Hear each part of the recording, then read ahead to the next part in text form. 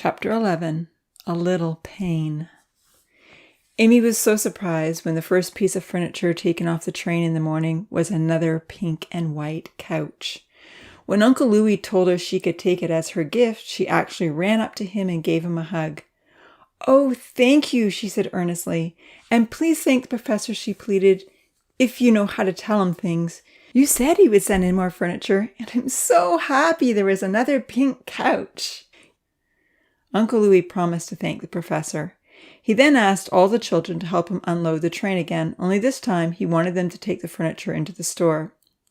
Nancy told everyone where to put things and ran around quickly reorganizing the supplies as the furniture came in. Ripple, her cat, found a place on the highest shelf and watched, wide-eyed, at all the commotion. The Beach Boys found 2 more hammocks and wanted to take them right away. "What do you have to trade?" Nancy asked with her hands on her hips. "Nothing," Damien laughed, bare-chested and standing up to his full height, which was taller than anyone else. Tossing back his thick, blonde, messy hair, he grinned.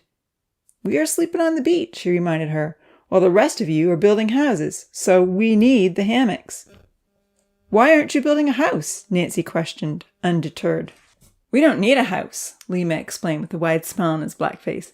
"We just need hammocks, so we should get them. Then find something to trade." Lima's black eyes twinkled. "Like what? Do you want some sand?" he asked. Quiet, thin Milan walked over to stand next to Nancy. "Why don't you catch some fish?" he suggested. That takes too long," Damien complained. Uncle Louis had overheard the conversation as well and spoke up in his calm way. "If you want the hammocks, boys, you have to do some work to trade for them, just like everyone else. At least go to Mining Hill and dig up a few rocks. You never know, you might even discover the treasure." The shirtless lads mumbled something under their breath, dropped the hammocks, and took off for the lake. Kenzie had been waiting in line. "I'm going to go pick some apples," he called out. Being a farm worker, he was able to use the produce he harvested as fair trade. "Then I'll be back for that red chair," he said, pointing in its direction. Nancy noticed the chair he was looking at and set it aside for him. "And I'll see if the chickens have laid any eggs," Charlie nodded, his eyes on a tall wooden ladder. "I need that ladder." Nancy put the ladder beside the red chair. The boys ran out to get their produce. All of a sudden, there was a scream and then crying. Louis ran out. Odin had pushed Santa to the ground and was shouting at her. "Hey, what's going on?" Uncle Louis called out. "She took the bed yesterday," Odin yelled, his messy blonde hair hiding his face. "There's no way she can have the big table as well. That's just not fair. Not fair." "But there will be 5 girls in my house," Anna explained tearfully, wiping blood from her bleeding knee. "I traded a whole pail of apples for this. We need a big table and a big bed." "Just because you're building a mansion doesn't mean you should get everything." "Enough, enough," Uncle Louis said, helping Santa get up. He was dismayed to see that Santa was bleeding and gave her a big hug. "Odin, look what you've done to Santa," he pointed out angrily. "You pushed her down and she's bleeding. From now on, there will be no hitting or hurting anyone in this world, and that's a rule." "Then you'd better make everyone share," Odin said, frowning. "If you really like that table, I'll help you make one." "Exactly like this table?" Odin questioned. "Yes, we'll try our best," Uncle Louis promised, still holding Santa close.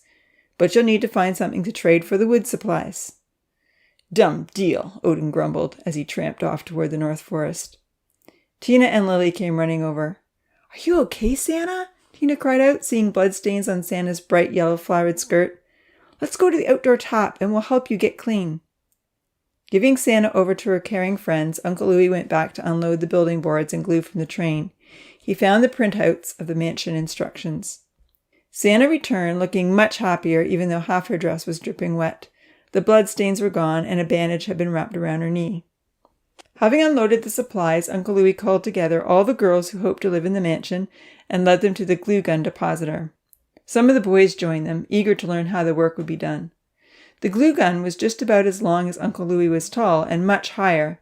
It was mounted just outside the store. Uncle Louis borrowed a ladder from the store. He had to climb the ladder to turn it on. "Now we need to be very careful with this," he warned them while the glue gun heated up. "The tip will become extremely hot and can burn you. And you don't want the hot glue to drip on you either, or it will hurt. So we must treat this equipment with a lot of respect. He gave the children a demonstration on how to use the new instrument. There was a long table underneath the hot tip where the building boards could be arranged for gluing. Now, Georgia, he said, I'll get you to climb the ladder and push the glue stick from behind to keep it going through this machine. Santa, you can push the button that allows the glue to drip out. And Amy, you can help me position the boards.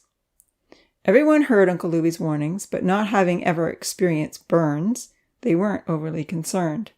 As Amy and Uncle Louie lined up 3 boards on the table under the tip, Santa heaved with all her strength on the trigger. Up high, Georgia pushed the glue stick from behind, and a large drop of clear, hot plastic oozed out and fell on the first board below. Pulling the board toward him, Uncle Louie called out for the girls to do it again. Once they had 3 drops of hot glue, he motioned for Amy to lift the second board, and together they placed it on top and pressed down. This will give us a solid, strong beam for your house, he told her with a pleased smile. Zahir, Vahid, Kenzie, Milan, and Charlie came closer to watch. All went well until they tried to move the 3rd building board into position on top of the glue. The last drop had fallen close to Amy's end, and when she and Uncle Louie pressed down the boards, it squeezed out onto her hand. The glue was hot. Amy screamed and hastily pulled her hand away, but the glue remained attached. In a moment, Uncle Louie was by her side, peeling the mess away. Are you all right? He asked, anxiously. A large red mark stretched across the palm of her hand, and tears welled up in Amy's eyes. It hurts, she cried out. It stings. All the tidies crowded around to see what a burn looked like. Some expressed sympathy, and Uncle Louie hugged her close. Remembering that he had seen a bottle of burn remedy in the first aid kit that was kept in the store, Uncle Louie begged Zahir to find it. Zahir asked Nancy, who was still in the store making bread. Nancy knew where everything was. In a moment, the dark-haired lad came running back with a bottle of ointment and the rest of the kit, just in case it was needed. Uncle Louie squeezed some of the gel from the bottle straight onto Amy's palm and told her to gently cover the burn. The cool blue liquid soothed her pain. Thank you, she murmured gratefully.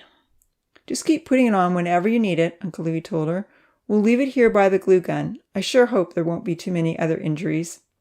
He looked around all the other tinies. Take note, everyone, he said. This glue is hot, and it will burn your skin if it gets on you. Burns hurt. The other tinies nodded soberly. Uncle Louie told Amy to sit down and rest until her hand felt better. Fredo ambled over to lie close beside her. He put his head on her lap, and Amy patted him gratefully. Who wants to help with the boards? Uncle Louie asked. When all the guys volunteered, Uncle Louie decided everyone would take turns. One by one, they began making the reinforced beams as the tinies rotated positions, and Amy and Fredo watched. Zahir whistled catchy tunes as he worked, which kept everyone moving. Before dinner that evening, they constructed many of the beams and frames for the walls and roof of the new mansion. And now we need to get those pieces up the hill, Uncle Louie stated, looking up in its direction. The hill suddenly appeared 10 times bigger than it had before. Amy's hand was feeling better, and she wanted to help. With her uninjured hand, she and Georgia tried to pick up a beam. They were barely able to budge it. Everyone laughed. I'd say boys on the ends and girls in the middle, Zahir suggested, coming over to take Amy's end. Vahid took George's. With Zahir and Vahid helping, the beam was bearable, and the 4 youths started toward the hill. Charlie and Kenzie helped Santa and Lily carry another beam. Dia suddenly decided she needed to use the outhouse, so she was excused. Uncle Louie grabbed a couple of building boards with Milan's help, and they followed the others. Many single sticks would be needed to make the floor. It was a grueling trek up the hill with plenty of stops. Is there an easier way to do this? Zahir asked, once they had reached the top of the hill. Laying the beams on the ground, they all wiped the sweat off their faces. There must be, Uncle Louie grunted as he and Milan lowered their 2 sticks. This is all we'll do for today. Let's all try to think of a better way for tomorrow. Nancy rang the dinner bell. Hooray! Vahid called out. We need to get something to trade. You spent your day helping out the girls, so you've earned your dinner, Uncle Louie told him. Really? Charlie said in surprise. All the boys looked over eagerly. Yes. From now on, Uncle Louie stated firmly, if you spend your day helping out someone else, then that is a fair trade for all your meals and drinks. There was a loud hooray from the boys as they dashed off to the store. The girls looked up. Oh, what about us? Santa asked. You all helped each other, Uncle Louis smiled, so you've traded for your meals. Even me? Amy asked anxiously. I sat for most of the day. Uncle Louis chuckled. You were hurt on the job, and you stayed with the laborers, even carrying a big beam at the end. Go have your dinner.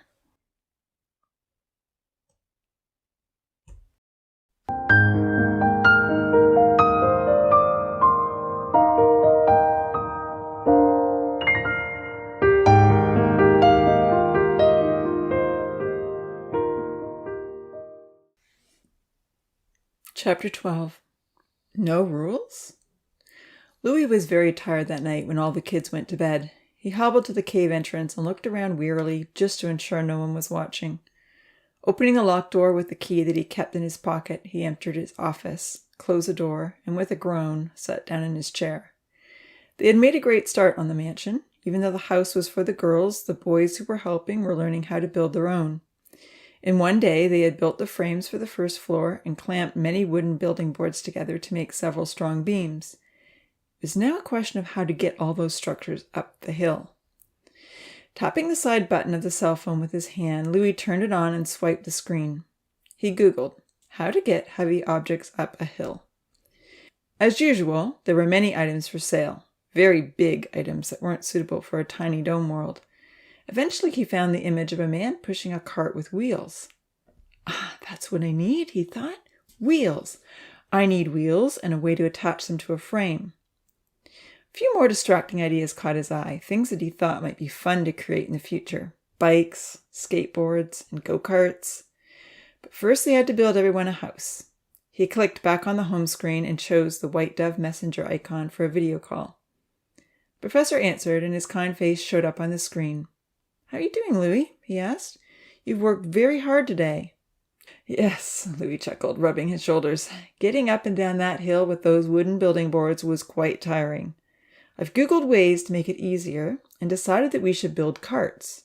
If it's possible, could you please send us some wheels? Great idea, the professor replied, nodding. I can get wheels easily enough. Carts will certainly help. Thank you, Louis smiled gratefully. Should also mention an incident today between Odin and Santa. Odin is still pushing the other kids around, and today he pushed Santa so hard that she fell and cut her knee. I made a rule that there was to be no hitting or hurting anyone in paradise. The professor's eyes filled with alarm. Santa actually cut her knee? He exclaimed. Was she bleeding? Louis nodded. Yes, and in tears. Her friends helped her out, and she's fine now. I'm really sorry to hear that Odin is pushing the others, the professor said with great disappointment. I hope that once you all had entered paradise, everyone would be too happy to hurt anyone else. Louis didn't reply, and the professor pondered the incident thoughtfully. Finally, he said, I know Odin's behavior is distressing, but I don't want there to be any rules in your new world. I'd rather you sit down and talk to Odin about why he wants to hurt people. Remember the 10 principles. Listen and show empathy. Maybe help Odin think of other options to express his negative feelings in less harmful ways. Rules are unnecessarily restrictive. I'm sure after a few more weeks his behavior will improve. Louis was surprised by the reply. No rules at all? He questioned. He knew that in the professor's world, rules abounded. Not even wash your hands before you eat, or come to school in the mornings, or you must learn how to swim? No rules, the professor insisted. Just explain why it's important to wash your hands and swim, and then they will want to do it because they will see the benefits. Encourage them to come to school because learning is so exciting and valuable. You've done a great job so far, choosing only topics that are useful and important for them to know. Carry on in the same manner, and you'll never have to make a rule. Louis agreed. Well then, I suppose I could take time off building tomorrow to talk to Odin, he considered. Maybe he'll also have something to trade for table supplies, and I can help him make one of his own. Yes, the professor smiled. Let him express his feelings to you. A little empathy and encouragement should curtail Odin's desire to hurt others, just like we discussed in our course. Louis nodded. He understood that listening, empathy, and encouragement were important motivators. However, Louis was also aware that knowing how something is done or should be done doesn't always result in perfect implementation. Only 3 boys had learned how to swim, and he himself was still struggling to figure it out. Inwardly, the professor wished he could call Rachel Khalid for advice. He and Evan had excelled in making a perfect physical world in which the tinies could thrive, but they had never been parents. He thought to himself, it might be helpful sometimes to have a motherly perspective. Maybe Rachel would understand Odin. Oh, if only we didn't have to worry about making her an accomplice. Well, good night, son, the professor said kindly. You're doing a wonderful job with all these children, and for the most part, they all seem to be very happy. Thank you, Louis smiled, and good night to you. Once his screen went black, Louis thought about what he would say to Odin in the morning. Mentally, he went through the 10 principles checklist, taking note of all that he thought would apply. Listening, empathy, healing awareness, persuasion, foresight, and building community. Once he had made a plan, he Googled a few ideas for the boys' farmhouse. Yesterday, he had pulled Charlie's name from the jar. Charlie, Kenzie, and Vahid weren't so concerned with how nice their house looked, so Louis found a plan with a large veranda, 2 floors, and plenty of rooms. He sent it off to the professor to print. He received a text back from the professor. Do you hear that beautiful song? Louis couldn't hear anything in the cave. He had assumed all the kids were sound asleep. Turning off the lights in his cave office, he dashed outside. Someone was singing, and Louis knew immediately who it was. The clear, strong voice with a lovely, sweet tone was unmistakably Amy's. I love you, Professor. You make my dreams come true. I couldn't ask for more. I'm so thankful to you. My favorite color, pink, is on the couch you gave. You know just what I think. All of a sudden, the song stopped. Oh, I always get stuck on the last line, Amy moaned. What rhymes with gave? Louis could hear her trying various words. Finally, she found a word she liked. Wave! My love to you I wave. And with that, Amy started the whole song over. With a smile, Louis locked the door to the cave office, rolled the fake rock in front, and headed to bed. He didn't know until the next day that the professor had sent another message that said, I can't tell you how much this little girl's songs mean to me. All the work we put into building paradise is worth it for just one song. I wish I could tell her how much I love her. Please take special care of her. See if there are any children who also love music and would like to make some easy instruments. I will send in some instructions. Early the next morning, everyone gathered at the store to get Nancy's fresh bread for breakfast. The farmers and the orchard girls had fruit, flowers, and veggies to trade. Charlie had even brought some eggs. Whistling happily, Zahir came in with his catch. He and Vahid had caught 10 fish.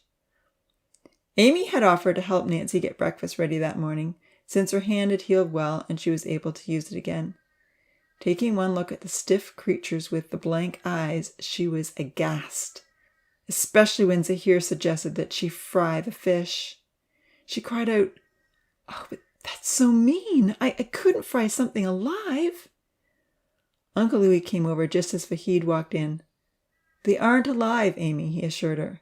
"The professor gave us fish to eat. That is why they are in the lake. They are meant for food."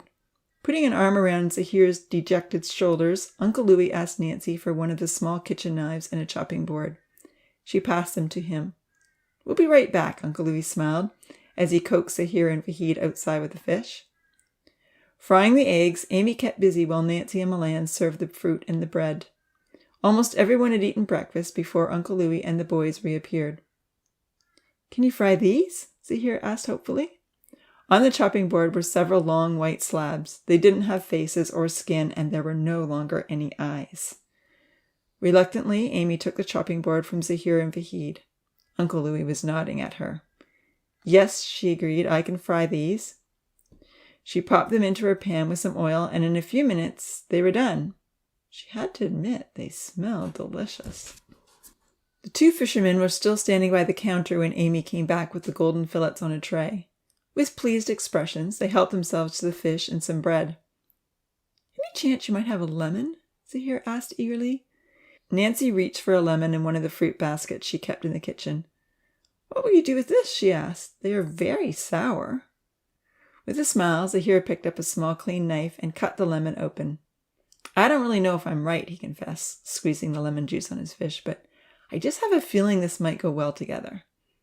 The girls looked at one another in surprise. What do I smell cooking? Lima asked as he came into the store. Fried fish, Zahir smiled, trying a forkful of the fish on his plate. Yum, he exclaimed with a smile in Amy's direction. This is the best breakfast ever. Amy felt proud, even though her part had been rather small. Vahid tasted the fish and his eyes lit up. Can we just eat breakfast now and bring double trays for lunch? Lima asked. But that's what you said yesterday, Nancy reminded him, and then you brought a cup of sand, which no one needs. Head out to Mining Hill, Uncle Louis told the Beach Boys firmly, tired of their reluctance to put in any effort. There are lots of treasure to be found in the dirt. At the very least, bring some flat rocks, and then you can have your breakfast. As the Beach Boys turned to leave, grumbling under their breath, Uncle Louis came forward to try a piece of the fried fish. He squeezed the other half of the lemon on his fillet and tried his first mouthful. This is fantastic, he raved, looking up at Zahir and Vahid. I sure hope you boys plan to fish every day. Zahir nodded eagerly. Sure will, he said. Odin brushed by, and Uncle Louis asked if he'd found anything to trade for table supplies. Not yet, Odin shrugged. The Beach Boys returned with only a few pebbles, so Uncle Louis told them to get their bread and fish and head down to the lake for a discussion. Standing up, Uncle Louis announced to the whole group, Everyone else will need to meet me here at the store for school today. I'll ring the bell when it's time to come. If you're no longer using your little wooden bed, bring it over to the glue gun. We will use the old beds to make carts today. I want everyone to help make a cart to carry materials for the houses. Singling out Franz, Damien, Lima, Odin, and Ponzi, Uncle Louis insisted they follow him to the beach. Reluctantly, they complied, while the other kids enjoyed some time to play outside. Sprawling out in the sand, the 5 boys made themselves comfortable. Are we in trouble again? Damien asked, looking up warily with his big brown eyes. No, not in trouble, Uncle Louis replied, but I believe it's important for us all to talk about how we treat other people and build our community. We are very fortunate to live in paradise, and we want to keep this world happy for everyone and free from pain and suffering. This means we need to think of how to make this world a happier place for others as well as ourselves. But what about when they cause us pain? Odin demanded, his pale blue eyes flashing indignantly. How does that happen? Uncle Louis asked him. Well, sometimes we really want something and then someone else comes along and takes it. That hurts me. Uncle Louis looked up at Odin with surprise. Anger and frustration were seething in the boy's face. It was hard to believe that in a beautiful world, a 10.5-month-old tiny could have such strong negative emotions. All right, Uncle Louis replied, exercising empathy.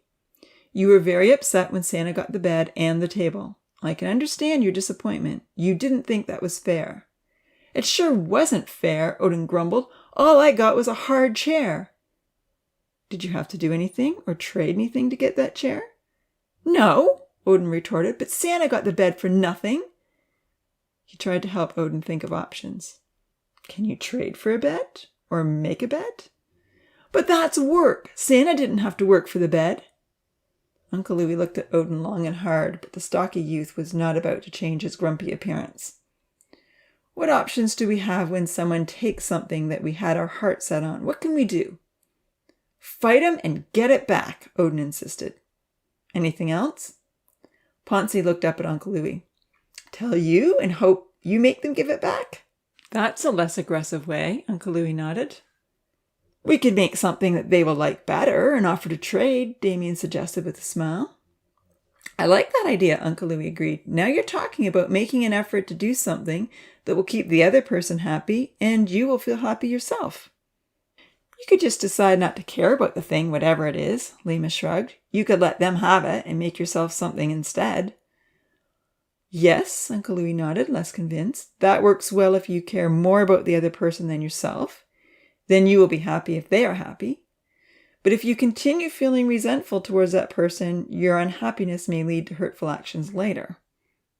But what if you make the other person something and then they don't want it? Franz challenged. That is a possibility, Uncle Louis agreed. I say just hit him and grab it, Odin grunted. What is gained by hurting people? They won't say no the next time. Uncle Louis looked at Odin thoughtfully. Is that really what you want, Odin? Do you want to make the others so afraid of you here in paradise that they just give you whatever you ask for? Do you think you'll have any good friendships if people are afraid of you? I don't need friends, Odin shrugged. Hey, Ponzi frowned. Other than Ponzi, Odin clarified. We all need friends, Uncle Louis told him. We make friends when we show kindness to others. We lose friends when we resort to scaring people to get our own way. No one feels happy when they are hurt, and no one who hurts others will feel happy inside. So let's have no more hurting, no hurtful words, no hurtful actions. In paradise, we will use other methods to work through conflicts. Come and talk to me if you can't figure out what to do. I don't like rules, Odin complained. I'm not making rules, Uncle Louis replied reluctantly. I'm only giving suggestions. Professor doesn't want us to have rules in paradise. With a smug smile, Odin stated, That's more like it. As he watched Odin trudge off alone across the meadow while the others ran ahead, Uncle Louis wasn't sure the discussion had been profitable. Just don't understand the way Odin thinks, he thought to himself. How will I be able to empathize and help someone that I really don't understand?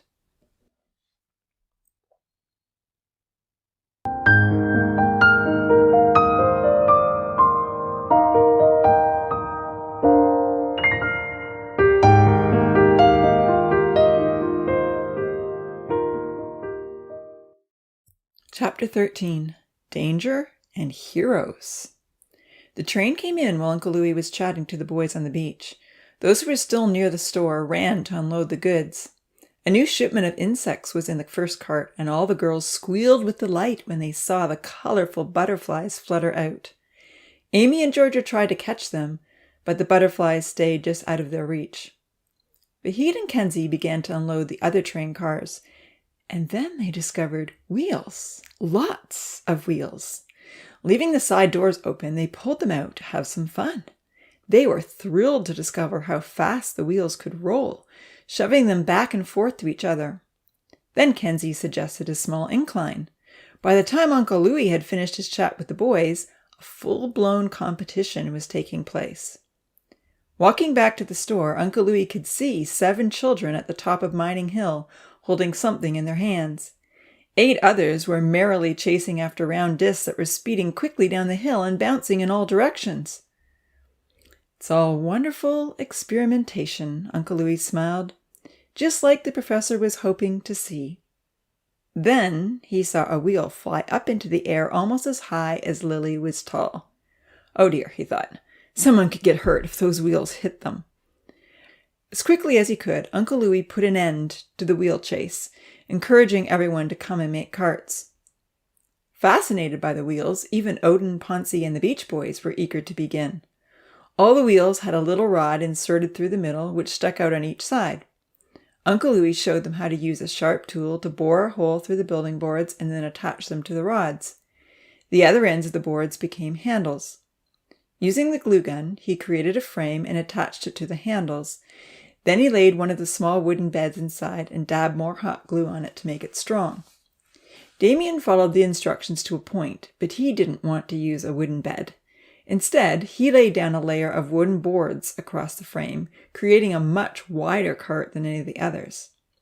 Testing it out, he proved his wider cart helped to keep the beams from tipping side to side. "This is no effort at all," Damien exclaimed, pushing his new contraption up the hill with 2 beams laid across it. "I really like your idea," Uncle Louis praised, watching him carry the beams with ease. "I think I'll redesign my cart. Yours is better." Once Uncle Louis began making changes, most of the boys did the same. The girls were content to keep the smaller carts. When they had finished, Uncle Louis excused Nancy and Milan to make lunch at the store. Georgia, Tina, and Vahid were asked to work on musical instruments, since instructions had arrived that morning along with the wheels. All the other children agreed to push the building materials up the hill. It was still hard work, but not nearly as taxing, although Zahir and Vahid weren't as energetic as they had been the day before. Rosa and Lily, however, were exhausted after only pushing their cart halfway up the hill, and they let everyone know. "I I need to use the outhouse, Rosa whined at the top of the hill. Me too, Lily complained. That's fine, girls, Uncle Louis said, rather tired of all their complaining. As he emptied his widened cart for the second time, pulling out 2 beams, he suggested, use the outhouse, and then maybe you can help Nancy and Milan get the food ready. Rosa and Lily were delighted to escape the difficult work. Once the outhouse trip was completed, they decided to stall even longer. We could go to the store the long way around, Lily giggled. With a frown, Rosa questioned uncertainly, You mean walk all the way around Cascading Mountain? We'll just take it slowly, Lily assured her. Maybe we can find some pretty flowers to pick. But we already worked for our lunch, right? Rosa asked, confused. Oh, yes, Lily smiled mischievously. We're just going to do a little extra and bring flowers as well. Oh, I get it, Rosa laughed. Let's go. The girls set off happily, quite hidden from view in the forested area between the 2 hills. They found purple clover in a grassy clearing. Rabbits like this, Lily told Rosa, and so do the bees.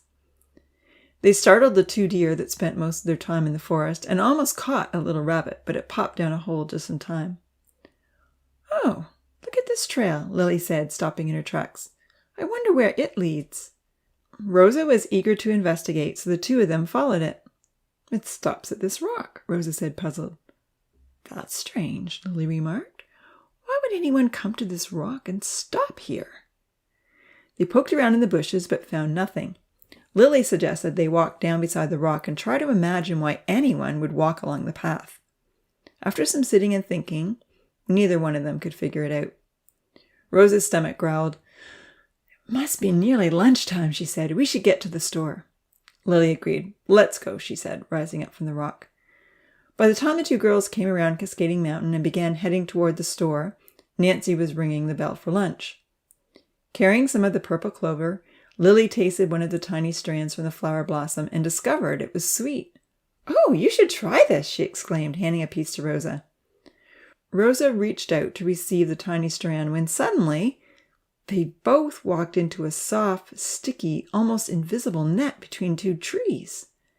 Had they been watching where they were going, they may have seen the silvery threads sparkling in the sunlight, but they had been too distracted by the edible flower.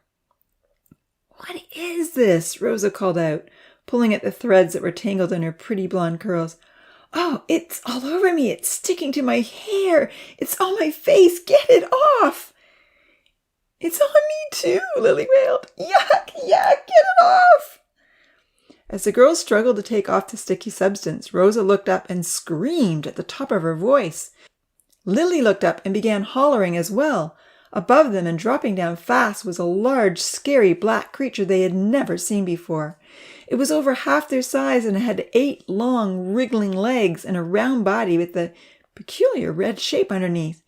Even its eyes were terribly strange. It didn't just have 2 beady eyes, it had many. In no time at all, the thin black legs were wrapping them up with its never-ending sticky threads that they couldn't break or push away. Every time the creature came around in front of them, the terrifying mouth with fangs seemed to come closer and closer. The girls screamed and hollered. Who is screaming? A voice hollered back. What is wrong with you girls? Another voice demanded. The girls had never been so relieved to hear Odin and Ponzi. Help us, they pleaded. Look, they're all tangled up, Ponzi exclaimed to Odin, pointing in the girls' direction. Odin was looking above the girls' heads. What is that black thing? He yelled. For a moment, the boys stood aghast, hardly believing what they were seeing. Uncle Louis had never told them about strange black animals with 8 wriggly legs. Please help us, Lily called out desperately. Save us, Rosa begged. Odin and Ponzi swung into action. I'll find some sticks, Ponzi yelled, dashing around the trees, hoping some broken branches might be on the ground. Undeterred by his lack of weapons, stocky Odin advanced with his arms ready for action and his pale blue eyes fixed firmly on the fascinating black creature. It's tying you up, he marveled. Rosa wailed, Yes, please help! Flailing his arms wildly and yelling at the top of his voice, Odin tried to scare the strange animal, and it reacted with fear. Nimbly wriggling up along one of its threads, the creature moved out of Odin's reach. It was too high to tie any more threads around the girls or frighten them with its protruding fangs. Continuing his antics, Odin's long blonde hair whipped wildly around him. He managed to keep the strange animal away from the girls until Ponce returned with 2 building boards he had found lying nearby.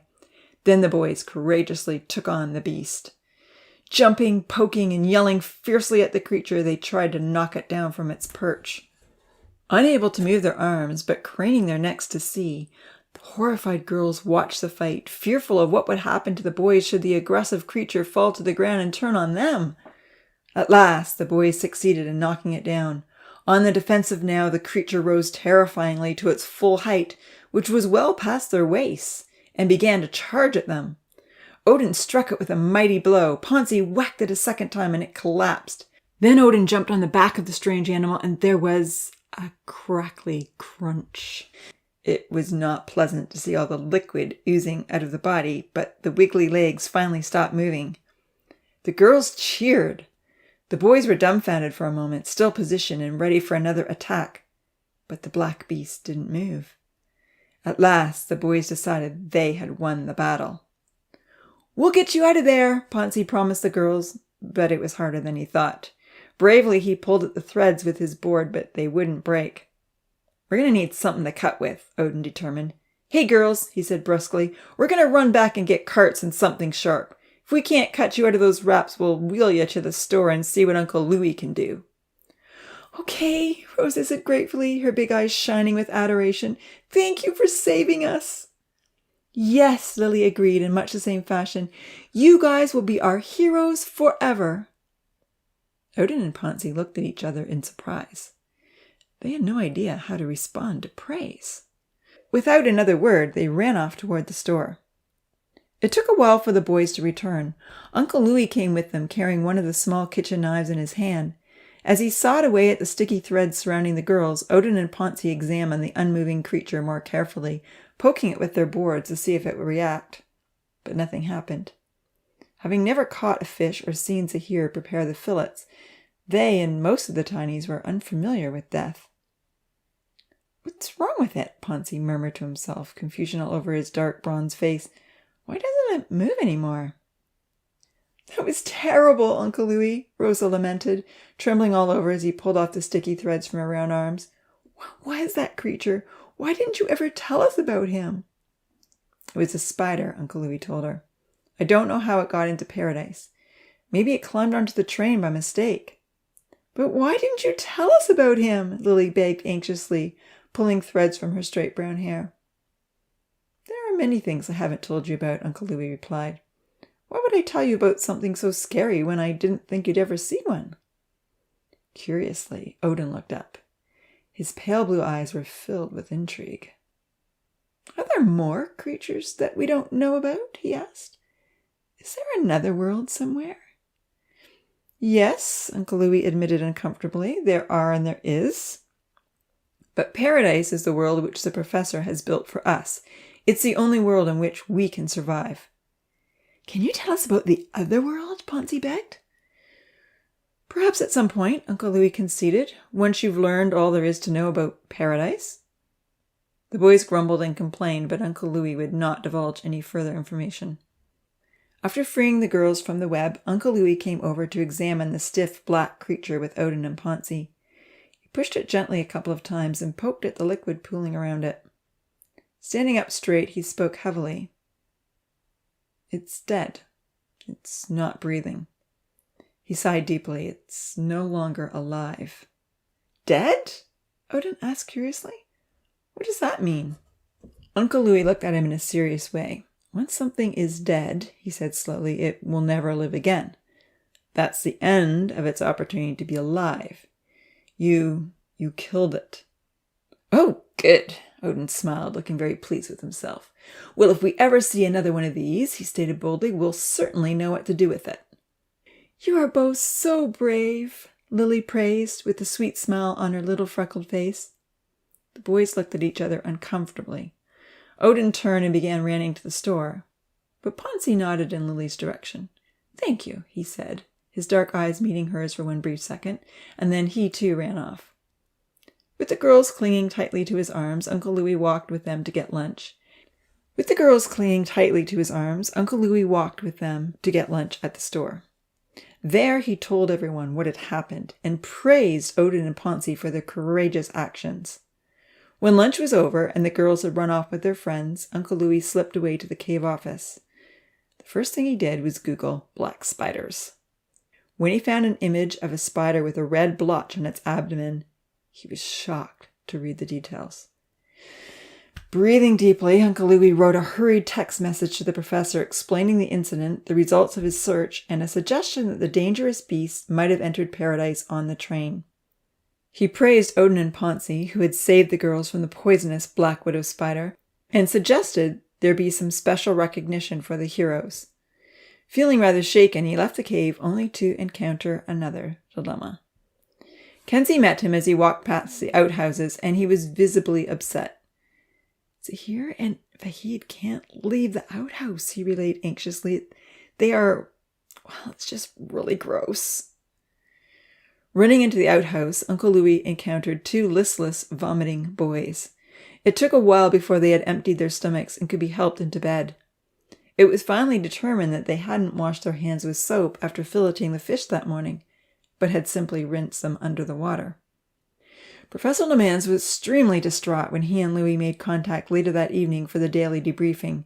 He knew how dangerous a black widow was to the tinies, and he was very alarmed that a creature from his world had found its way into the dome. Allures! This must have been absolutely frightening for those poor girls, he commiserated. It was terribly frightening, Louis agreed. But, on the bright side, Odin and Ponzi became heroes today. Their aggressive natures were exactly what was needed. Jacques Lemans pondered Louis' remarks. Interesting, he mused. They did save the day, and not everyone would react with such courage. They do need to be praised for their actions. However, we don't want this to ever happen again. I'll investigate how that spider may have found its way in on the train, he promised. This is very, very distressing. And then to have Zahir and Vahid so sick after handling raw fish, all on the same day. I had hoped bacterial infections would not occur in your world. I thought we had been extra cautious to avoid this happening. You must encourage everyone to always wash their hands with soap before a meal, he told Louis. But don't make a rule, Louis clarified. No rules, just strongly encourage them all, the professor insisted. Whether there was a rule or no rule, there were now two tinies who would never forget to wash their hands before a meal. Suffering such a terrible reaction had firmly impressed upon them that there were very important reasons for some of the things that Uncle Louis encouraged them to do.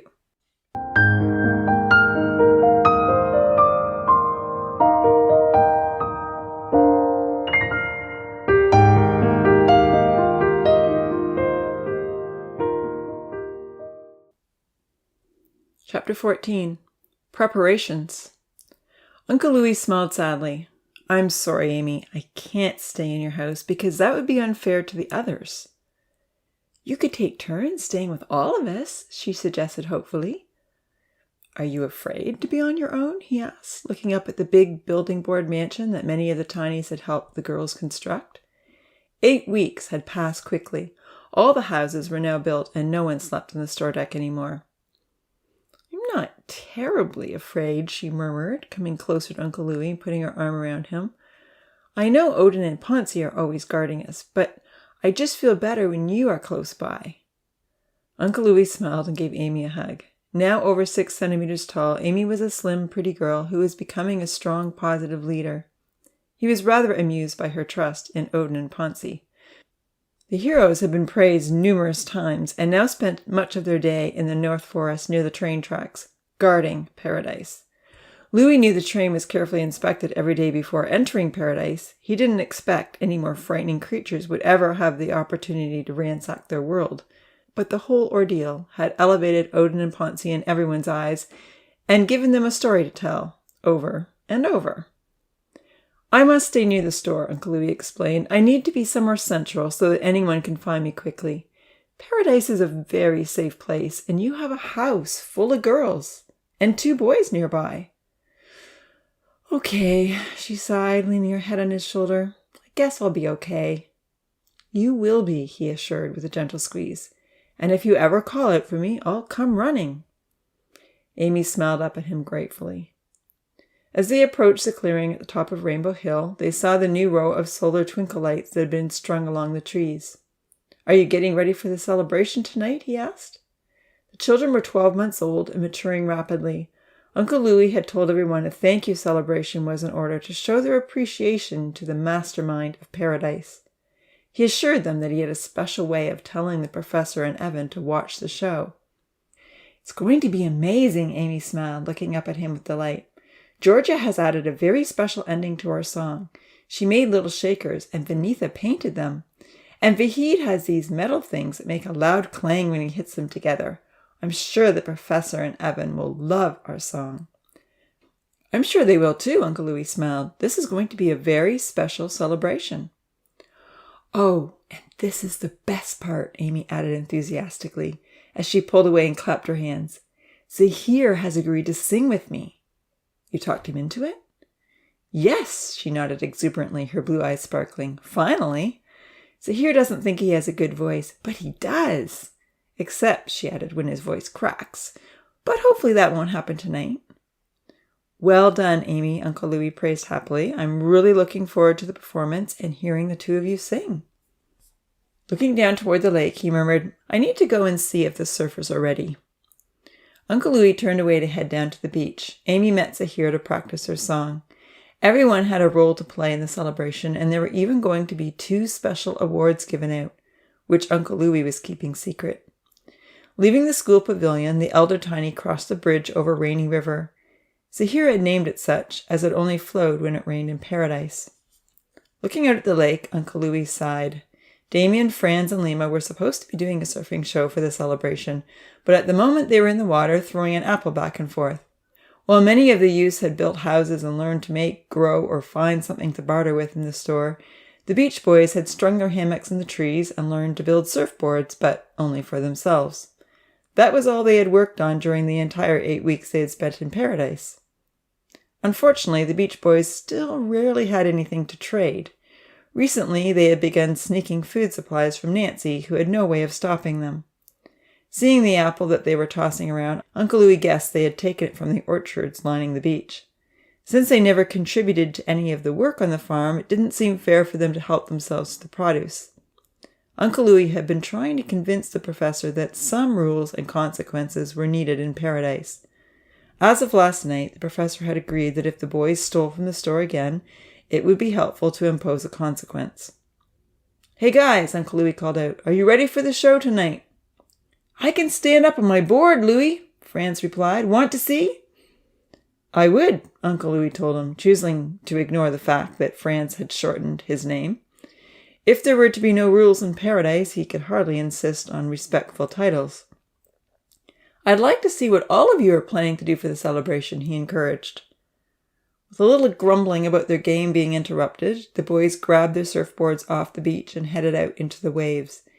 They lay on top of the boards and paddled out to where the whitecaps were forming. Uncle Louis watched patiently as the boys struggled time and again to get up on the boards. Damien was the strongest and most agile, although Lima wasn't far behind. After several tries, Damien was the first to stand for several seconds, riding a wave. Then he was tossed headfirst into the water. "Well done," Uncle Louis clapped.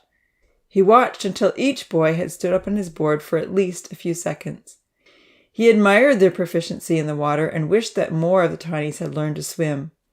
But it hadn't been a popular activity.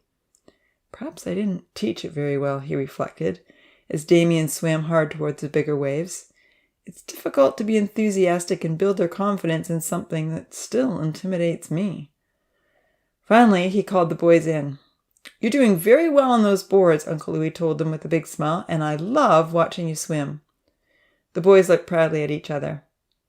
"Yes, I wish all of us could swim like you do," he nodded. "You've got it down pat. A little more surfing practice this afternoon will help you to do even better tonight.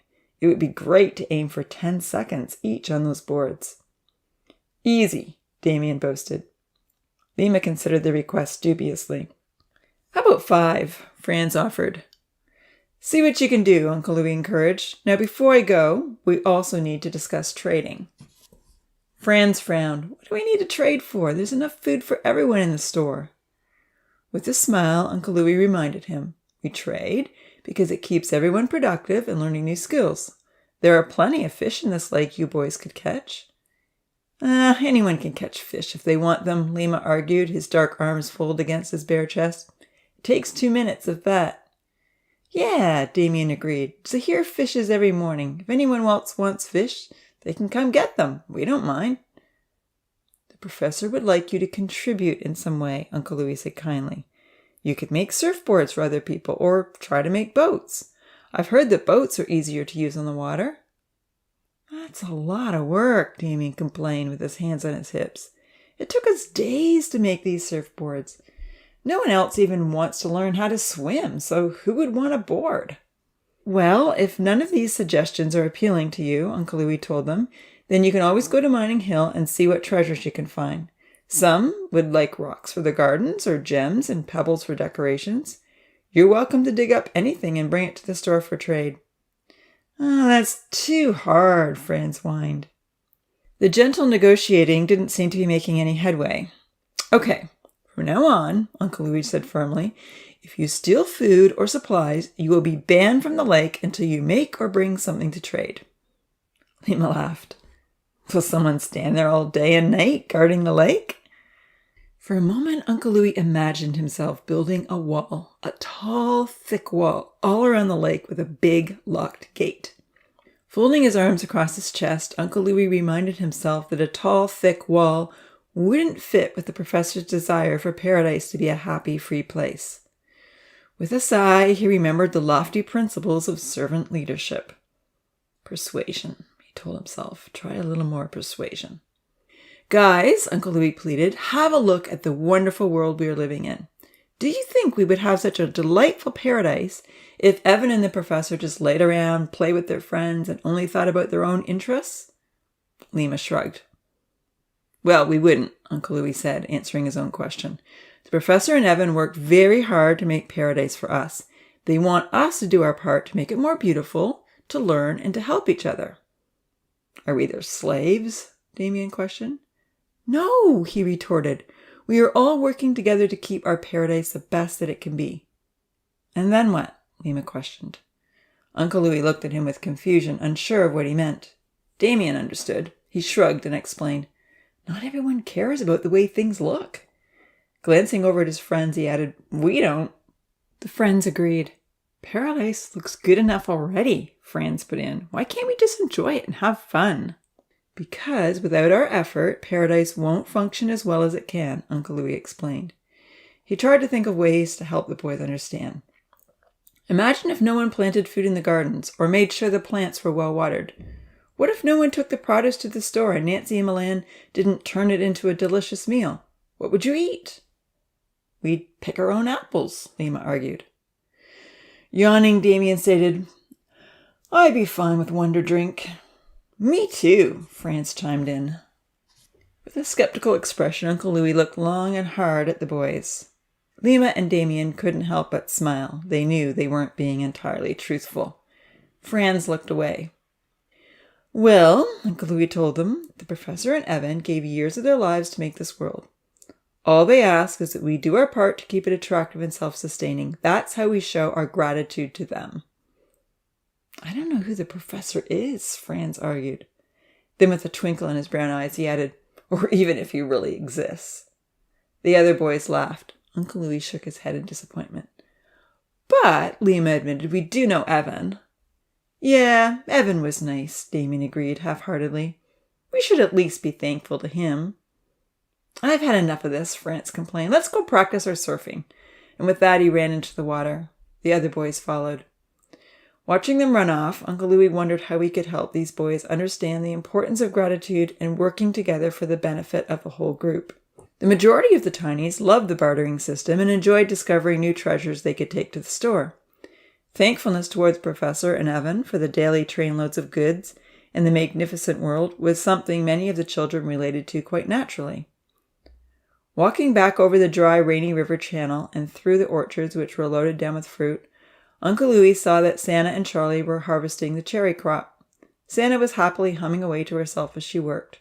A lot of the fruit had been pecked by the birds, but the kids were carefully choosing the most intact berries. Maxie lay nearby, watching intently for rabbits. "Hey, Uncle Louis," Charlie called out, "should we put the best cherries in a basket to bring to the celebration tonight? Would Evan and the professor like that?" "Sure," Uncle Louis nodded, very pleased by Charlie's suggestion. "That's a great idea." "But how will the professor see the cherries?" Santa asked, looking very confused. "How will he know they are there?" For a moment, Uncle Louis wasn't sure how to answer the question. He knew he couldn't tell her the technical details. "Well," he began slowly, "the professor and I have a special connection. If I tell him to look at something, then he will." "But how does he see us?" Santa asked, looking up at the sky. "He just can when he wants to," Uncle Louis shrugged. "Will we see him?" Charlie asked. "No, you can't see him," Uncle Louis answered, "but trust me, the professor can see us if he wants to, and so can Evan. I can't tell you any more than that." It was easy to see that Santa had other questions, but she accepted his reply with a little shrug of her dark shoulders. "It's too bad we can't send them a couple of mangoes," Charlie said thoughtfully. "But they aren't quite ready yet." "No, they're still hard as rocks," Santa laughed, "and besides, there are only 7. Uncle Louis glanced over at the mango trees. They had certainly not been as productive as all the others. "We'll send them a gift of cherries on the train tomorrow," Uncle Louis told her. "Then they'll get to enjoy them just like we do." "Oh, that's a good idea," Santa laughed, wiggling her hips and clapping her hands together. "We'll pick the best cherries for them."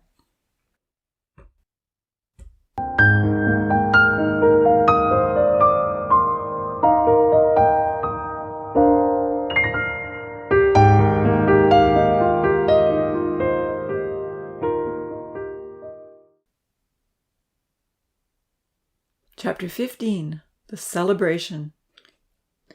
A message scrolled across Evan's screen. "Check out these model homes." He was finishing off an assignment in the Biosphere Library when his dad's email came to his attention.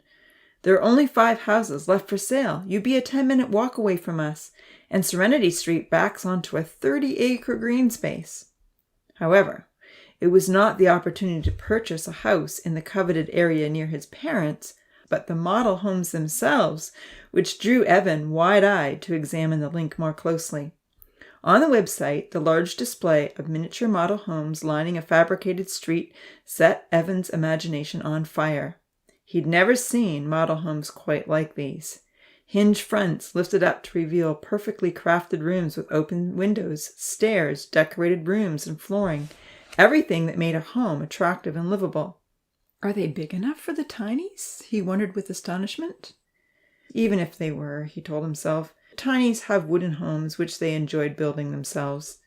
There is no need for something so extravagant. No need at all.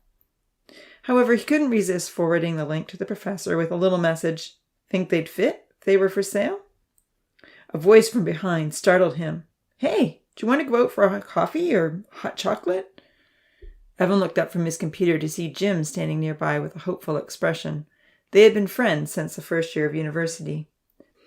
As the monkeys chattered away nearby, competing with the noisy Molly macaw, Evan replied, "Sorry, buddy, I have an important meeting with Professor Lemans." Disappointed, Jim replied, "You've had enough meetings to plan a world takeover." "We're still working on that research project," Evan explained, closing the lid of his computer and standing up. He put his arm around his friend's shoulders. "Look, I'd love to get together with you and have a catch-up soon, maybe next week."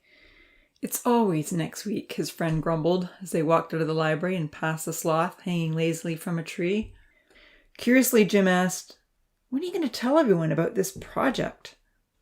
"Possibly in less than a year from now," Evan smiled, trying to speak above the noise of the howler monkeys. "It's going well. We just have a few more things to work out. You'll be one of the first to know, I'm sure." Jim asked him to repeat himself as the monkeys took a short reprieve from the chorus. "I hope it's soon," Jim nodded. "Rumor has it that you're building a virtual reality, interactive 3D jungle world. That would be so cool." Evan smiled. "It would," he agreed, as they stopped by the main glass doors.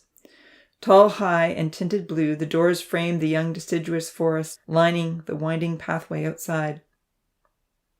The remaining red, orange, and yellow leaves were blowing off the trees and whirling around. A dark storm was blowing in. Opening the door for his friend, Evan thanked him for stopping by. "See ya," Jim called out as he exited the building. Crisp, cool autumn air enveloped Evan as he waved goodbye and closed the door. Then he quickly dashed down the hall to meet the professor. The thank you celebration was beginning in 5 minutes, and he didn't want to miss a thing. As always, when he turned the corner and came to Muir Hall, he looked in all directions to be sure no one was watching. Usually by 5 o'clock in the afternoon, the biosphere was closed to the university students, and only Tim, the maintenance man, remained behind. However, a student was still wandering through the rainforest exhibits, so Evan waited, checking his messages as a cover for standing still. There was a message from his parents wondering if he'd seen the email they had sent about the houses for sale. He replied, yes. After answering his parents, Evan also took the opportunity to catch up with some students who had started a group chat about investigating the breeding possibilities between black bears and polar bears in the Arctic biome. This would provide a good opportunity for genetic research, Evan texted in agreement. "We're safe," a voice chuckled. At the start, Evan looked up. Professor Lemans was standing beside him, and the student had disappeared. Quickly pressing the green arrow on his cell phone, Evan and the professor were immediately lowered into the tunnel shaft. "How was your day, Professor?" "Good enough until the last hour." "What happened?" "You know that red-headed kid in first year?" "You mean Seth McGeorge?" "You do know him?" "I tutor him, sir." "Well, I suppose you know he's a creationist?" "I do." "So he's always questioning everything I say about the evolution of man and how life began. Today he wanted to know why I didn't believe in a god." "And what did you say?" "I gave him many reasons, mostly from the scientific viewpoint and the research that has been done. But wouldn't you know it, he didn't seem moved by anything I said. Finally, I asked if he'd read my book, and he hadn't." With a chuckle, he added, "So I insisted he read it before he asked any more questions."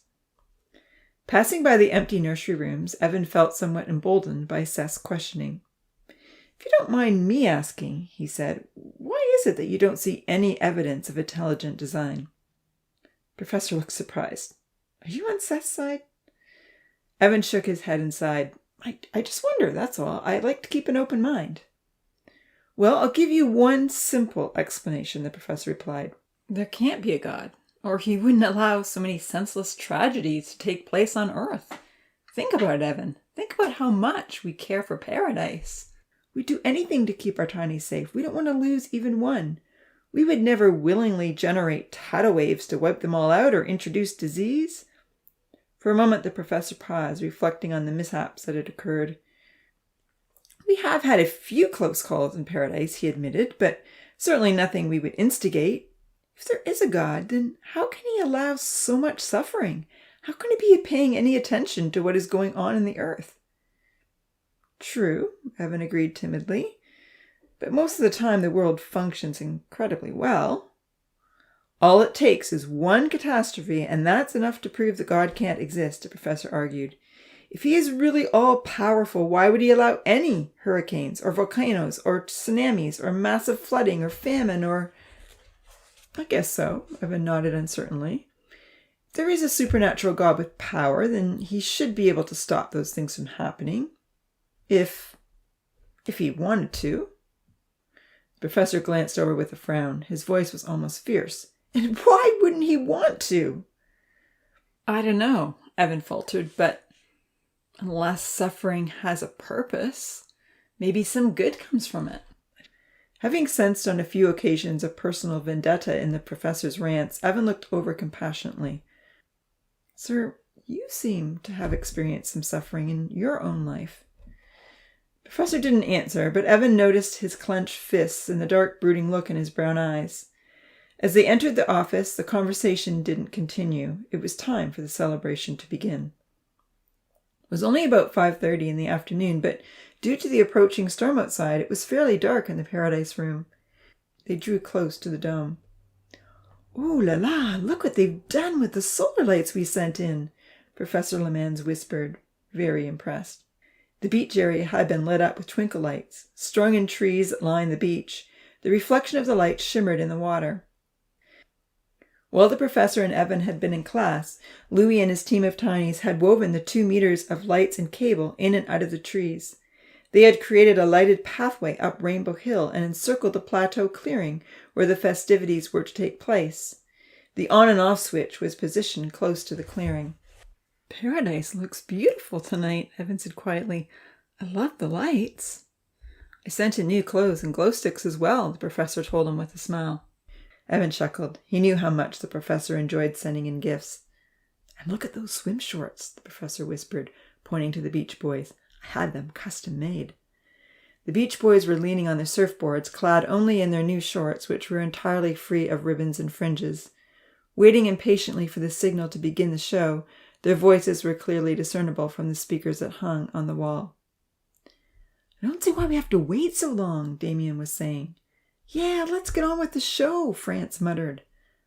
"I don't see anyone watching us from above," Lima chuckled, flinging out one long black arm. "I think Uncle Louis is telling us stories. He's just trying to motivate us to do something that he wants us to do." Franz laughed. "Why do you still call him Uncle? I just call him Louis." Damien was thinking about Lehman's comment, and he agreed. "A mastermind sounds kind of scary and powerful," he pondered. "Maybe it is just a story." "Come on, let's get on with the show," Lima said impatiently. "I think the whole professor thing is just made up," France snickered. The professor and Evan shared a look of amusement. "Maybe," Damien pondered. "We did used to see Big Evan in the nursery, but I've never seen any professor." Looking over at Evan with a twinkle in his eyes, the professor whispered, "I should just get up on my lift pod right now and look in through the top." He chuckled. "Then they'd know." Evan grinned. Can you imagine their reaction? A smile crept across the professor's face as he thought through the whole scenario, even though he had no intentions of carrying it out. "It would alter the experiment significantly," he mused. "If they knew they were being watched, they wouldn't feel free to be themselves. They would feel stressed." Evan nodded. "Or they might stay indoors all day where they couldn't be seen." Franz was still complaining. "Yeah, whatever happened to Evan?" he grumbled. "Why don't we see or hear from him anymore? He used to check on us every day." Evan smiled sadly, wishing he could still interact. Then he noticed movement in the meadow. "Look," he whispered. "There's action by the schoolhouse." Suddenly 4 children ran out from the school, waving colored glow sticks and shouting, "Thank you for paradise!" Together they sang a cute, brand new song, while Georgia and Kenzie kept the beat with their newly made shakers and cymbals. The children repeated their happy song while the Beach Boys rode the waves, managing to stay on their boards for an average of 9 seconds each. The professor laughed and clapped softly. Evan took pictures, although in the dim lighting he was having trouble capturing good ones. "The Beach Boys are learning to surf," the professor whispered. "I'm glad to see they are developing their skills." The tinies on the shoreline held their glow sticks high and began running towards Rainbow Hill. Looking in that direction, the professor noticed a sudden glow of color lighting up the clearing. On that high edge of the hill, the rest of the children could now be seen standing in a colorful heart shape with their lighted glow sticks. Amy and Zahir were in the middle. "I love it," the professor said out loud. Evan looked at him sideways, wondering if his voice would be heard. At that moment, Amy began to sing from the hilltop. Her voice rang out clearly across the water. Moving around the dome to a place where they could view the singers more clearly, the professor and Evan eagerly leaned forward. Tall and slim, Amy looked lovely in the new shimmering white fairy petal dress that was only slightly too big. It had long iridescent gauze ribbons that hung from her waist and shoulders. Dark and handsome, Zahir stood near her, looking quite dapper in his flowing white shirt, ribbon-trimmed vest, and new suspender shorts. Fredo sat close by. They had tied a few red and pink ribbons around the dog's neck. A white ribbon had also been used to pull back Zahir's hair. The boys always had a good supply of ribbons they had torn off their clothes. Having found a low-light setting on his phone, Evan managed to capture a great picture of the scene. He turned on his video. "Thank you, thank you, thank you," were the first lines of the song. Amy sang softly, looking up to the sky with outreached arms. With a sideways glance, Evan could see a smile spreading across the professor's face. Zahir stepped forward and repeated the lyrics with the same earnest tone. Evan had never heard Zahir sing before. "Wow, he has a good voice," he whispered. Quite a well-matched pair, the professor agreed proudly.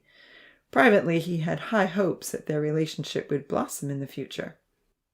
We thank you for all that you do, they both sang together. We love the flowers and the fruit from the seeds we sow. A sudden, uncomfortable thought flitted across Evan's mind. This is almost like worship, he thought to himself. We thank you for stocking our store, Zahir added, his voice cracking a little. With only a slight hesitation and glance in Amy's direction, he sang, Every day the train brings more. Professor, you've given us everything. Zahir praised, kneeling down to embrace his favorite dog, for whom he was very thankful. We're so happy here that we want to sing. The professor coughed softly. Evan turned and saw there were tears in his eyes. Continuing to record the scene on his phone, he put his free arm around the older man's shoulders. So thank you, thank you, thank you. Amy softly ended the pretty song. In even softer tones, Zahir echoed, So thank you, thank you, thank you. Then together with Louis, everyone on the mountain raised their arms and said, We love you! Thank you for paradise! Unexpectedly, the professor turned to Evan, choked up with emotion. He couldn't say anything. Hey, it's all been worth it, Evan told him, patting him on the back, and not really knowing what to say or do. He thought to himself, Do believe objectivity may have just come to an end. Clearing his throat, Evan said, Never mind the doubting beach boys. You've got a very thankful group of tinies who love you. It took some time for the professor to gain his composure. He stood by the dome, leaning against the glass, unable to talk. Together they watched Uncle Louis present the special awards he had sent in for the unsuspecting heroes. Calling Odin and Ponzi to stand before all the others, Uncle Louis reflected on the brave response of the two boys in the face of danger. Here in paradise, he continued, we rarely see danger or have to save one another. So today we celebrate our two heroes who did just that and fought the frightening, dangerous spider which trapped Rosa and Lily. We admire your courage and your willingness to help your fellow tinies. Thank you, Ponzi and Odin.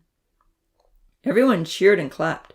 The epic tale had been told so many times that it was now remembered as the most exciting event in the history of paradise. Ponzi and Odin stood tall, receiving the praise and applause as proper heroes. Their eyes lit up when Uncle Louis brought forward two dark blue flags with golden writing. In big letters on each flag was the word, courage. From outside the dome, Evan nodded with a smile. It's so good to see those boys being rewarded for their bravery. Without a word, the professor agreed. He was still emotional. Watching the boys admire their flags, Evan saw Rosa and Lily come over to give them hugs. He remarked, I believe the spider battle was a turning point for those two. A little praise and recognition for their courage may be just what they needed. Again, the professor nodded. Inside, the farmers involved in growing produce handed out fruit and vegetables to the others. Those who had been mining in the hills gave out pretty colored beads they had found. Nancy and Milan, the bread makers, doled out buns. Even the beach boys contributed by handing everyone a paper invitation to come for a surfing lesson. It wasn't until the feasting had ended and Louis was organizing a group game of Storm the Lantern on Rainbow Hill that the professor was able to get himself together. That was magnifique, he said quietly. It was very impressive, Evan whispered. It topped any award I've ever received, the professor confided. Really? Even Scientist of the Year? Even that. This had something that all the others lacked. What was that? That song came from their hearts, he said emotionally. It was real. It was beautiful. Struggling to find words to express his feelings, he just shook his head and looked at his phone. There was another reason he felt emotional, but he wasn't quite ready to share it.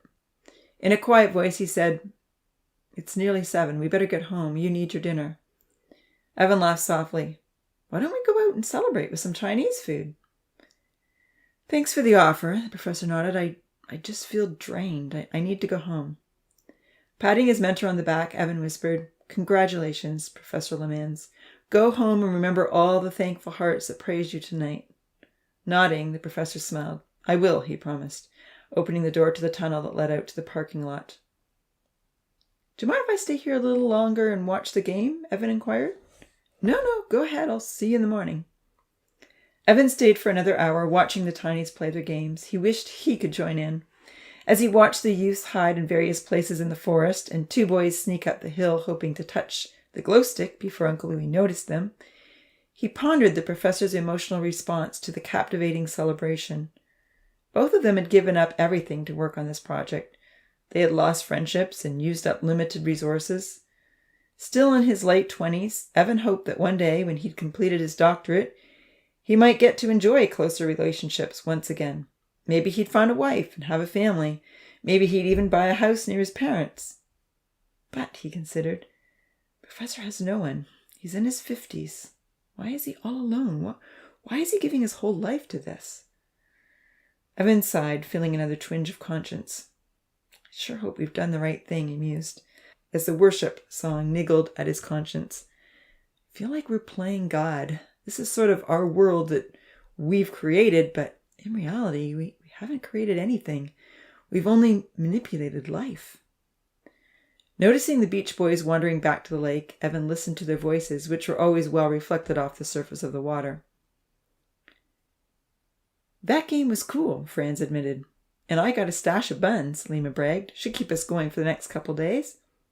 Franz opened his bag to show the others and laughed. "And I got some cherries." Damien popped his hand in to grab a few cherries, eating them straight away. "Yum," he said. Franz quickly closed the bag up. Passing by the mango trees, Damien sniffed one of the ripening fruits. "I'm keeping my eyes and nose on these mangoes," he remarked mischievously. "They smell awesome." "You might have to catch 20 fish for one of those," Lima taunted. Even though there were 5 mango trees in the orchard, none had produced more than 2 fruits. "Charlie is guarding them like they are the most precious thing in the orchard." Damien laughed. Franz suddenly changed the subject. "That celebration tonight was dumb," he quipped. "No one was listening." "There were some strange sounds," Damien reflected. "I heard muffled noises." "I didn't hear anything," Franz retorted as they reached their hammocks. He pushed his long, stringy hair out of his eyes. "This hair is driving me crazy." Shaking back his lengthy golden waves, Damien agreed. "Mine too." "Glad that I don't have that problem," Lima laughed, rubbing his tight afro. Climbing into his hammock, he added, "But you know, Zahir also said he heard funny noises. Maybe the animals were reacting to all the lights and songs. They aren't used to them." "I hope they turn those lights off soon," Franz complained. "It's way too bright to sleep." "I'm turning them off," Damien declared. "I know where the switch is." And with that, he dashed up the path which led up Rainbow Hill. Evan on the other side of the glass took mental note. "We certainly can be heard on this side," he said to himself, pulling out his phone to text. "I'll have to let the professor know. And I should ask him if he has ordered those tiny scissors. Those boys really do need haircuts."